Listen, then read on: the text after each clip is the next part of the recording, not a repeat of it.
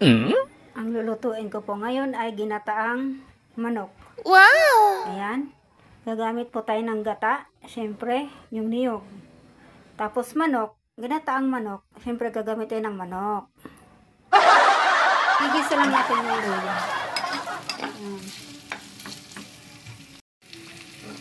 Tapos sibuyas. Ang ginamit kong sibuyas ay puti. Gusto ko kasi puti. At pagkatapos, ilalagay natin yung gata. Ay, manok pala. Ayan.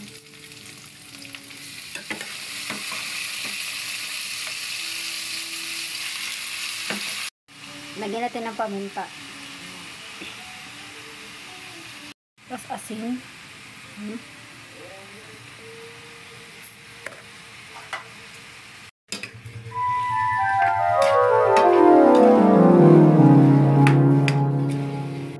Lagyan natin tanglad. Saka sili. Yan. Yan. Bibisitahin din natin. Baka magtampok. Yan. Ayan po, luto na siya. Kaya ibuhusan natin ang ating gata.